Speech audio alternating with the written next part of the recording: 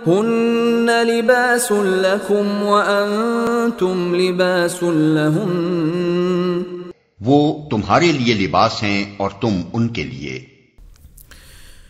ہن لباس لکم وانتم لباس لہن۔ بغوی رحمہ اللہ اور دیگر مفسرین نے اس کے متعدد معنی نقل کیے ہیں۔ ہن لباس لکم وانتم لباس لہن، جو معنی ہے آپس میں معارض نہیں بلکہ ایک دوسرے کو مکمل کرتے ہیں۔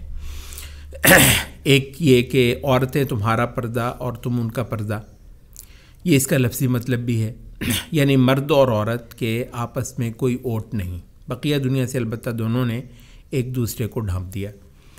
رشتہ زن و شو کی یہ ایک نہایت خوبصورت اور باحیا تصویر ہے۔ ہن لباس لکم وانتم لباس لہن، آپس میں کوئی اوٹ نہیں، باقی دنیا سے البتہ ایک دوسرے کو ڈھانپ دیا۔ ربیع ابن انس رحمہ اللہ سے اس کا ایک معنی آتا ہے، وہ تمہارا فرش اور تم ان کا لحاف۔ ہن لباس لکم وانتم لباس لہن، یعنی ایک دوسرے کو مکمل کرنا اور ایک دوسرے کو وہ چیز دینا جو اس کے اپنے پاس نہیں۔ ابن عباس رضی اللہ عنہ، مجاہد رحمہ اللہ، قتادہ اور سدی رحمہ، یہ سب جو ہیں بزرگ رحمۃ اللہ علیہم، ان سے ایک معنی آتا ہے کہ وہ کہتے ہیں کہ وہ تمہارا سکون، ہن لباس لکم، وہ تمہارا سکون اور تم ان کا سکون۔ ایک دوسری آیت میں بھی رشتہ زواج کو سکون پانے سے تعبیر کیا گیا ہے۔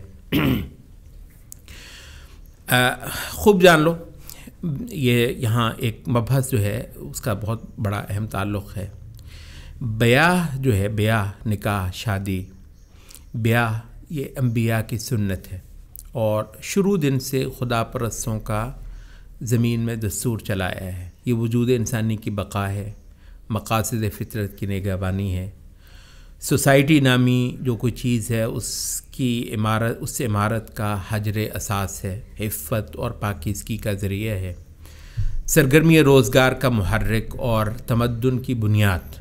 بیاہ آسمانی وحی اس رشتے کو ایک خاص حرمت اور تحفظ فراہم کرتی ہے۔